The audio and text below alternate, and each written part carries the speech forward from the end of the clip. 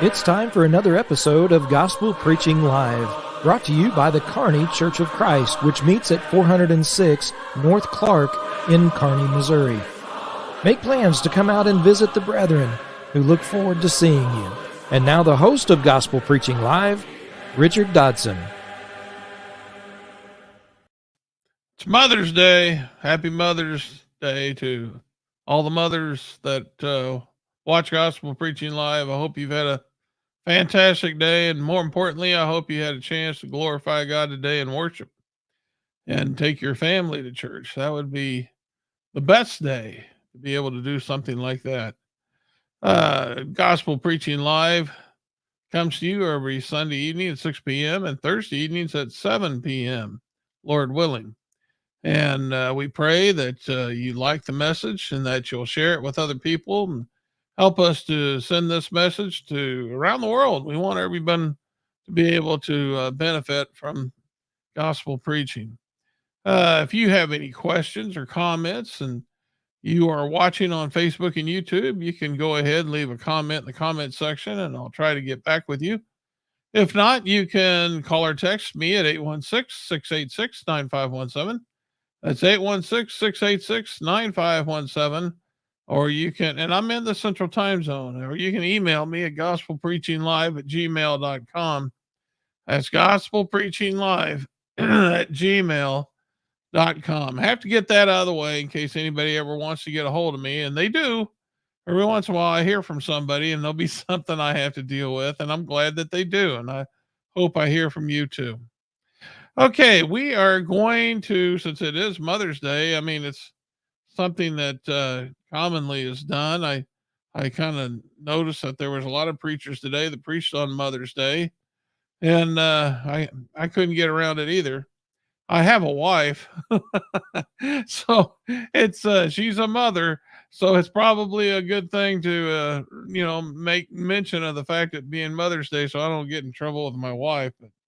But yes, I did preach a lesson at Kearney this morning on Mother's Day, and so that's the one I'm going to try to bring to you this evening. It's the same one, celebration of Mother's Day, and it truly is something that we need to celebrate. You know, I about lost my mother a couple years ago. She had a massive stroke, and it was kind of scary, to say the least. Anybody that's been through that, and it was. Well, it's really hard to put into words, but I remember when Mother's Day came around, I went to buy her a hanging basket of flowers. She likes flowers. And I went up to the place where I was buying it and I said, I want your best one. And they said, boy, that's our pricey one. It's really big. And they showed it to me and I'm like, that's the one I want. And they're saying, well, most people don't want to pay that much for one. And I said, I didn't care. I said, I nearly lost my mother last year and I want to do for her. I mean, it's the little things that a mother does that you take for granted. You never really even think about really until suddenly they're not there. And the thought of my mother leaving us is, that was a hard thing to grasp. And so all the little things that I've always taken for granted. I'm 59 years old and I always took these things for granted. I mean, going back to my youth, I always remember the big things, but it's the little things that really made things special. So, yes, when Mother's Day came around, I wanted to celebrate it. And then, Mother's Day this year too, I wanted to, she's still with me. So as long as she's with me, I want to be able to celebrate it. Now, a lot of my friends have lost their mothers, but that doesn't mean that they can't thank God for the time they had with a wonderful mother. And that's something that we'll make mention of more as we go into the lesson. But there's also those who still are young enough, like my son, who has a good mother, and they need to recognize what the Bible teaches. And the mothers of today, they need to recognize what the Bible teaches, so that they can teach their children, and that those children can teach their children, and on down the line. It's something that we need to make mention of. It's something that's really important thing to do. So when we go to Ephesians 6, And I had the good fortune of watching my brother-in-law preach on Mother's Day. And it was funny because we had very similar lessons, but and we didn't even talk about it. And we do that quite a bit. But when we go to Ephesians chapter 6 and verse 2 and 3, Paul tells the Ephesians, honor your father and mother. This is the first commandment with a promise that it may go well with you and that you may live long in the land. Well, in Ephesians chapter 6, what Paul is doing is reminding them of what was commanded in the law of Moses. In fact, it's in the 10 commandments in Exodus 20 and verse 12. Honor your father and mother. I mean, this is something that the Lord demands, and it was brought up again by Jesus in Matthew chapter 15 and verse 4. This is a good thing. This is something the Lord wants. He wants us to honor our father and mother, and especially today, being Mother's Day, we bring this up. This is not something that's not unscriptural to observe Mother's Day. I guess what would be wrong, I guess, would be to think that this is the only day you can honor your mother, and that's not it at all. We should be honoring our mother every day of the week. Now, if you're a young man, you got to realize that in context of what he's talking about in Ephesians chapter 6, verse 2 and 3, he's talking about being obedient to your parents. And so if you want to honor your mother on Mother's Day, make sure you're obeying her. Make sure that you're doing the things she's telling you to do, because that's how the Apostle Paul thought that we should be honoring our parents. And that's what the Lord expects as well. As long as your parents are not asking you to do something that conflicts with the law of God, then you need to obey your parents. And most good mothers are going to do that. They're not going to ask you to disobey God. So you need to honor them. And again, that's something that God wants to see, but not everybody does that. No, we live in a different time, a different place when it's much different now than it was when I was a young man, but there are those in Proverbs 30:11, it talks about it. There are those who curse their fathers and do not bless their mothers. There's going to be a lot of mothers on this day who don't receive calls from their children, and that's unfortunate. When you think about all the sacrifice and the good things that their mothers have done for them, and for a child to grow up and get on their own and get so busy in life they forget their parents, especially their mothers. Yes, that's a sad thing, and that's not pleasing to God. That's not something God likes. In Proverbs 20 and verse 20, it said, whoever curses his father and mother, his lamp will be extinguished in the deepest darkness. So you need to be really careful if you're ignoring your parents. You need to be very careful how far you go with that. The Lord expects you to honor them. And today we're talking about mothers.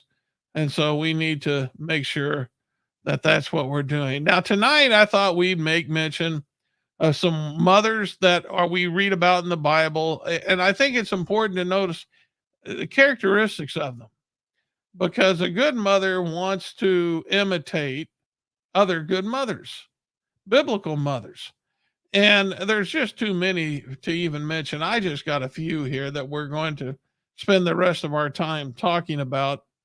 And hopefully we can learn how to look at these women, and then we can learn some things. If you're a mother, you can learn these things, how to apply what they did to your life. If you're a young girl and you're watching and you're thinking someday you want to be a mother, well, this is the time to learn.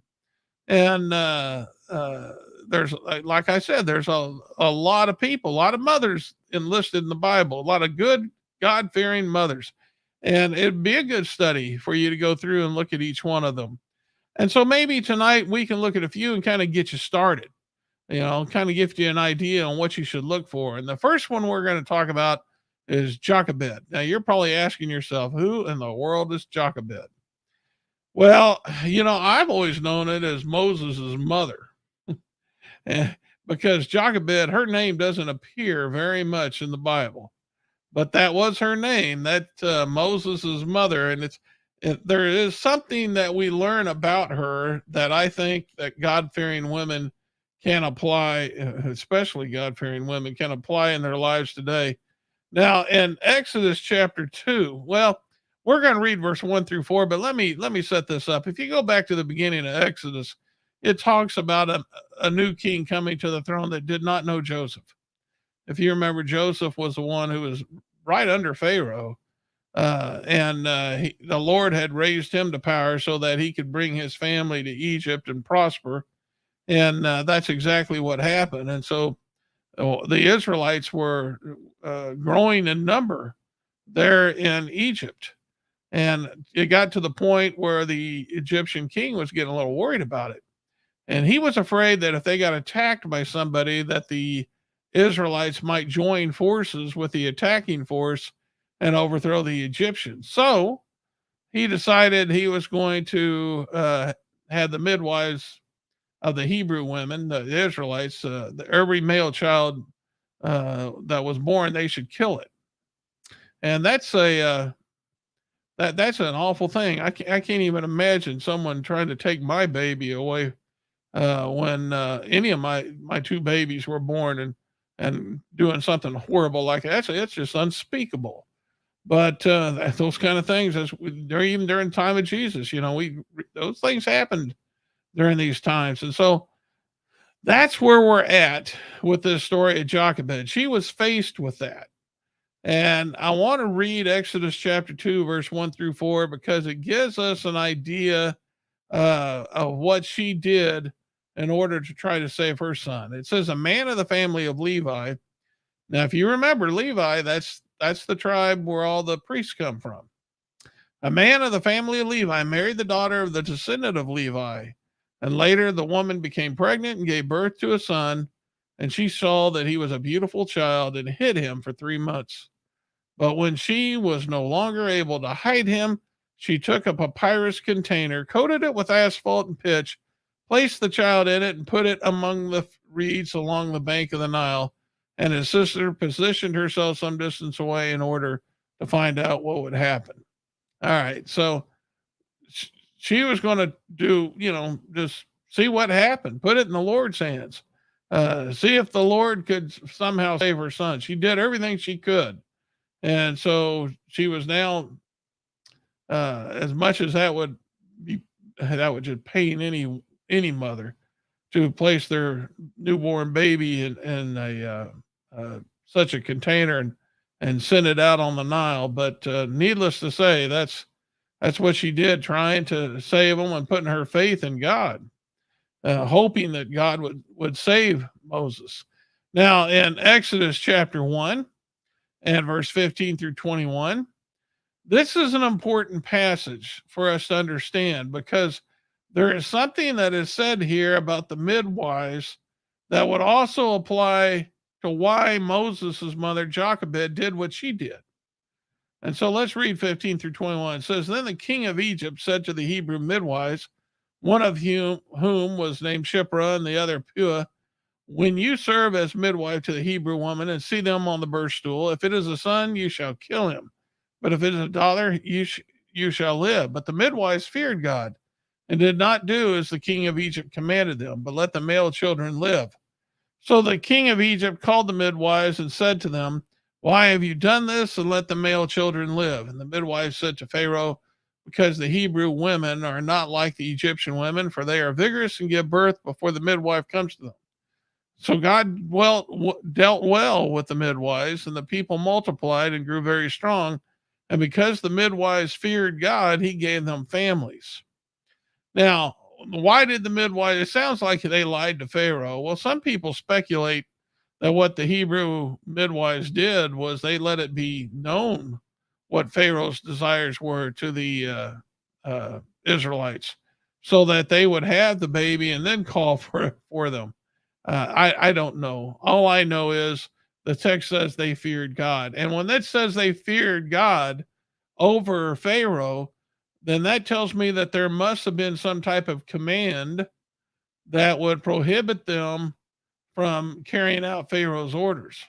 That's why they feared God. They were going to obey God rather than man. And likewise, then, Jochebed, she wanted to save her baby, yes, but she's also saving her baby because she feared God over fearing Pharaoh. And that's an important part. Because when we think about this, we think about Proverbs 31 and verse 30 when it says, a woman who fears the Lord is to be praised. Jochebed was a woman who feared God. And if she's a woman who fears God, a mother today or a prospective mother can learn from that. She can learn that she too has to fear God. In fact, she's going to make a determination in her life that she is going to obey God over man. No matter what man's commands are, with what consequences, she's going to obey God, even when faced with dire consequences like losing your baby. And so we learned that from Jochebed. Godly women of today can learn from her. They need to be fearing God.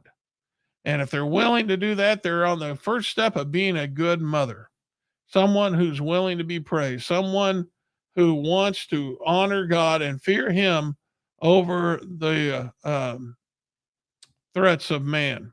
Now, let's move on to another example. Hannah. This is a lot of people's favorite story. My brother-in-law, Chris Peltz, he named uh,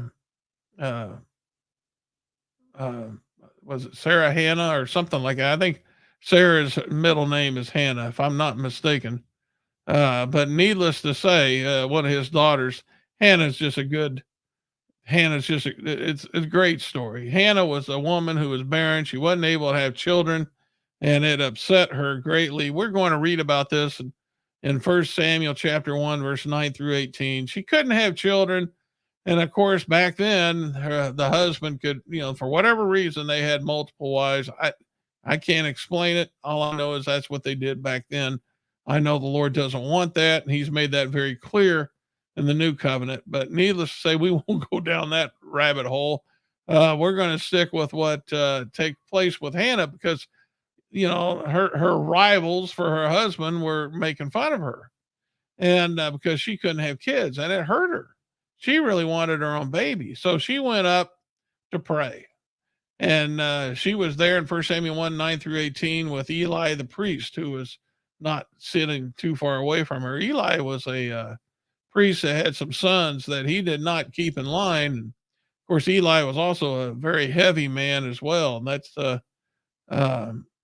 just a little background on Eli, but he was a priest. And he was sitting at the seat beside the doorpost of the temple of the Lord. And Hannah was deeply distressed and prayed to the Lord and wept bitterly. And she vowed a vow and said, O Lord of hosts, if you will indeed look on the affliction of your servant and remember me and not forget your servant, but will give to your servant a son, then I will give him to the Lord all the days of his life, and no razor shall touch his head. As she continued praying before the Lord, Eli observed her mouth, and Hannah was speaking in her heart, only her lips moved, and her voice was not heard. And therefore Eli took her to be a drunken woman.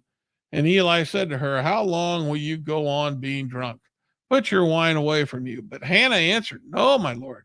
I am a woman troubled in spirit. I have drunk neither wine nor strong drink, but I have been pouring out my soul before the Lord. Do not regard your servant as a worthless woman, for all along I have been speaking out of my great anxiety and vexation.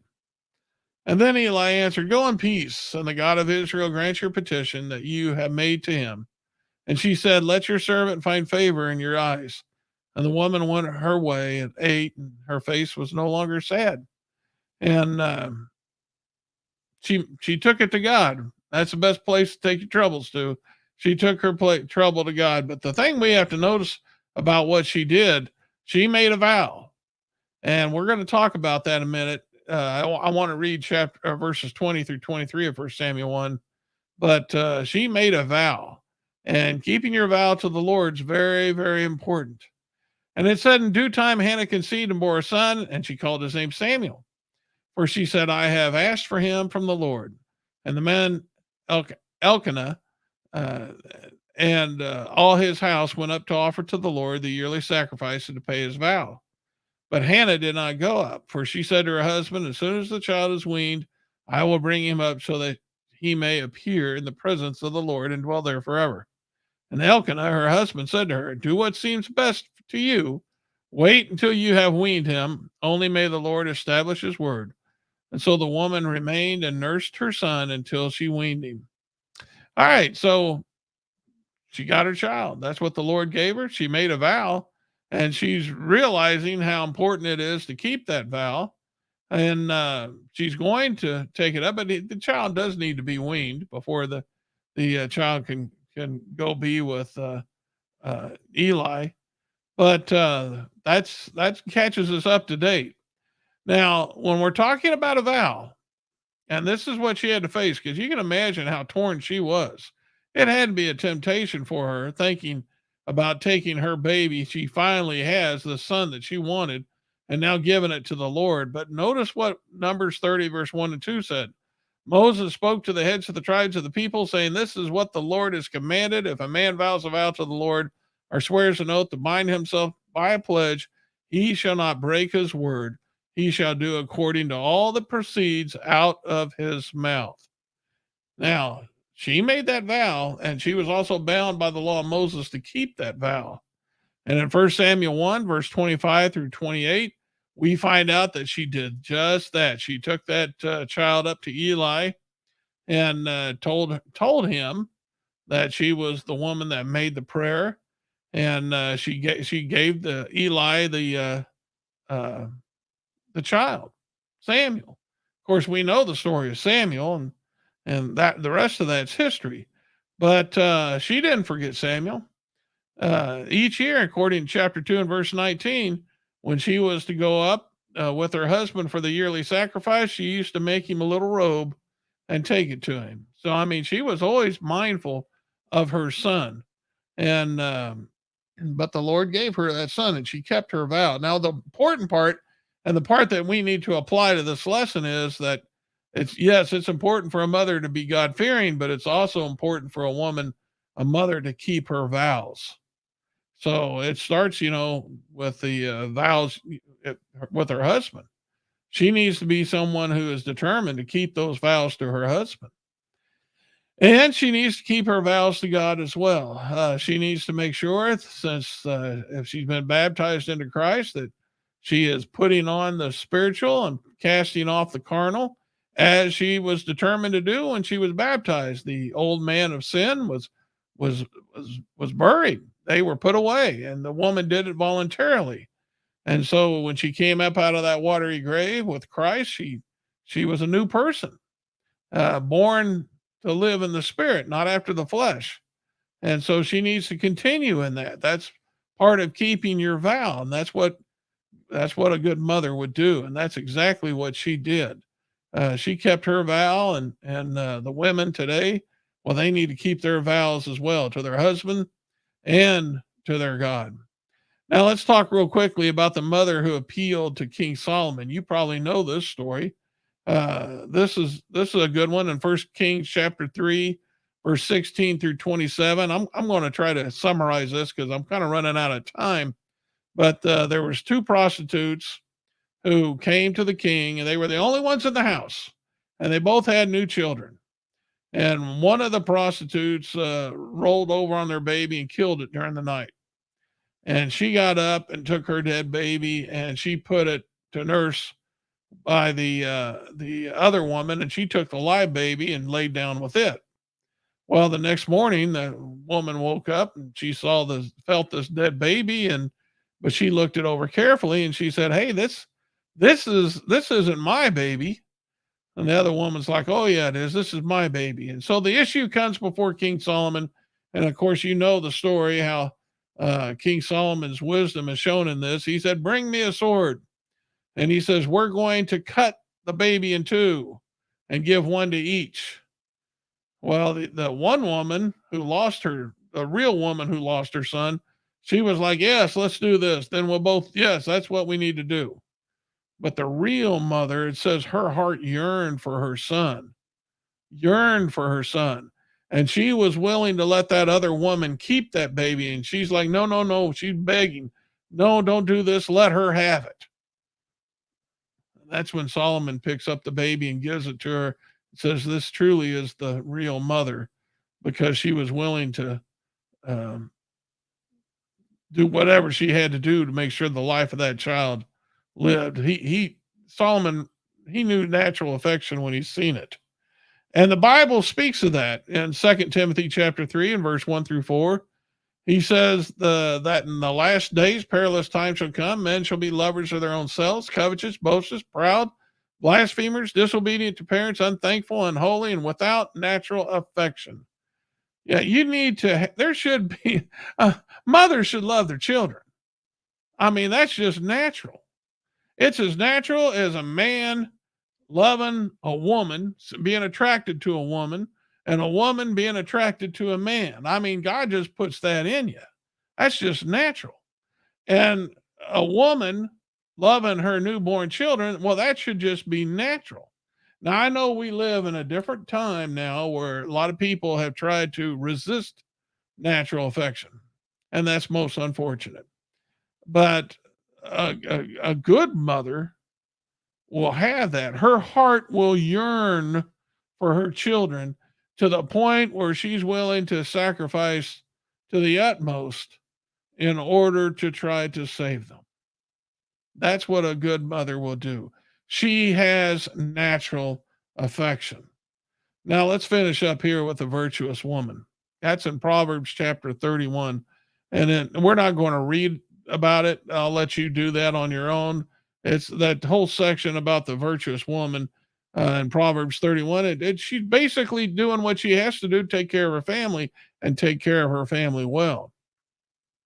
But because of the way she took care of her family, and she was not lazy, it says her children rise up and call her blessed, and her husband also, and he praises her. So she was a virtuous woman, and she was not lazy. She looked well to the ways of her household. And so the children knew what they had, the husband knew what they had, and she received praise for this.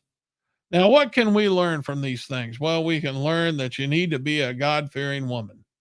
You need to fear God, and you need to be willing to not be lazy, as we talked about. You need to have natural affection, as we talked about that, and we need to. I'm trying to remember the second one that we talked about, but we need to. You need to be willing to love your children and to take care of them. That's something that's very, very important that we do that. All right, that's your lesson for this evening, Mother's Day. I hope it's been a good one for you. If you like this lesson, send it on, and hopefully you'll be able to help other people, help mothers in their struggle. It's not easy. Excuse me. It's not easy being a good mother. It's really not. But put your faith in God and do your best, and the Lord will lead you. He'll help you. But you got to obey God. And if you do that, then He's going to help you find the way. And you do these things, then guess what? You deserve the praise that you're getting today. So I hope every good mother out there was praised by their family. Okay, that's all I have for you today. If you're ever in the Kearney, Missouri area, please come and meet with us. We have a Bible study every Sunday morning at 9:30, and then that's Lord willing. And then at 10:30, we have a worship service, and you can find us at 406 North Clark. You know, I got to get a new picture. I was looking at that picture of the church building in there, and everything looks different now. We got different carpet, and we even got different displays. So I need to get a different picture up there. But needless to say, yes, you need to come by and see us. We'd love to see you. And you can learn all about the church by coming to going to kearneychurch.com on the web. You can get directions there. Now, if you like this lesson and you want to hear lessons like this, go to KPGZ 102.7 FM. And every Sunday morning at 7 a.m., you can hear a lesson from God's Word. If you're outside of Kearney, stream it on your mobile device. They do that. So you can always be able to hear a lesson every Sunday morning at 7 a.m. You can listen to God's Word while you eat breakfast and then go to church. That's the way to do that. Berean Spirits is an internet show that I'm a part of with a couple other preachers, and we try to study like the Bereans with the same attitude. I'd like to invite you to join us. It's every Thursday morning at 10 a.m. Go to kearneychurch.com, press on the Facebook, the YouTube, or the Berean Spirits app, and it will take you there right where you need to be, Thursday mornings at 10 a.m. Now, if you can't see it live, we do. The past episodes are always up, and so you can catch up on that at the time that's most convenient to you. Okay, that's all I got for you. I hope this has been a good lesson for you. This Thursday evening, Lord willing, I will come back to you again at 7 p.m. Until then, next time, remember, this is the day the Lord has made. Let's rejoice in it and be glad. This has been Gospel Preaching Live. Join us each week as truth is taught, faith is examined, and beliefs are challenged. Be sure and hit the like button so you can be notified of future episodes. And to watch past episodes, go to our website, kearneychurch.com. This has been a work of the Kearney Church of Christ.